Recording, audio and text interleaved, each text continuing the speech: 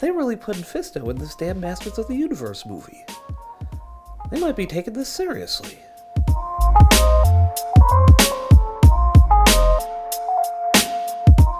So we're finally getting a second crack at a Masters of the Universe film, which is going to be released this June, and the first trailer has finally been released, which features the main cast, including Nicholas Galitzine as He-Man, as well as Camila Mendes as Teela, Idris Elba as Man-at-Arms, Alison Brie as Evil-Lyn, Morena Baccarin as the Sorceress, as well as Jared Leto playing He-Man's main arch-nemesis, Skeletor. Needless to say, the first adaptation of Masters of the Universe did not go over that well with critics or audiences back in 1987. That film, of course, was produced by notorious Schlockmeister's Canon Films and starred Dolph Lundgren, although many fans still love Frank Langella's performance as Skeletor, myself included amongst their ranks. And obviously fans are looking at this one and seeing that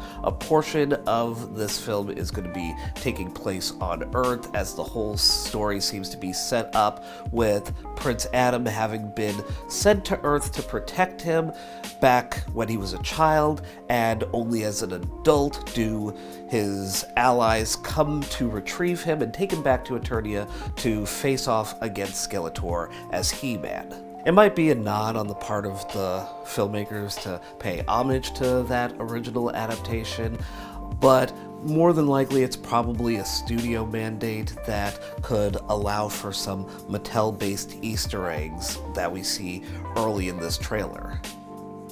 Does anyone else remember Big Jim? We also get a pretty funny pronoun joke with regards to the nameplate for Adam's job, and of course you already have a few fanboys that are crying woke, and it's just a reminder to me that sometimes stupidity is a learned skill. Of course, on the one hand, you do kind of look at it as something almost akin to that first Thor film, where a lot of it revolved around the main character being on Earth and having to have a hero's journey to earn the right to access his signature weapon and have his I have the power moment.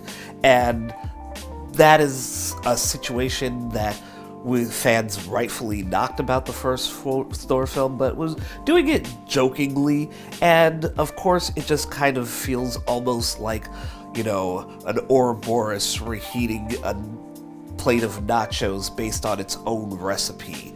And yeah, you can kind of see that as a positive or negative, but I do feel like there's a chance of it working out pretty well in the context of this film.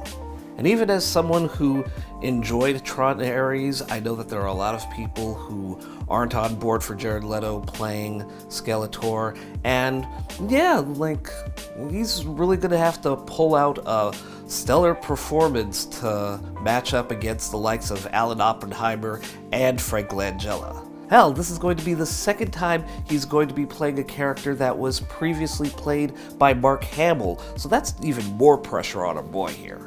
But if nothing else, watching this trailer, and especially in the case of Skeletor, just seeing how committed the team behind this film are to having a lot of visual representation that is as close as possible to the toys and the cartoon series that we remember is just spot on. The character and costume designs for a lot of different characters are just damn near perfect, especially in the case of Skeletor, but also Evil-Lyn, Teela, Man-at-Arms. I see that we also got Ram Man and Trapjaw in there, and I don't even remember Spikor from the cartoon, but damn it if this character does not look terrifying.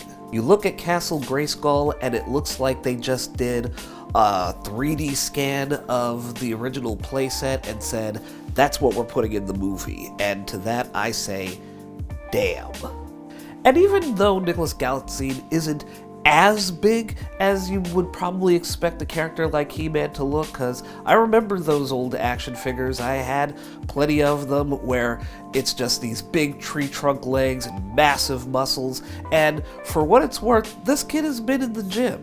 You've seen him in other roles, and he has definitely been putting on some muscle, and I think he looks really good as a character.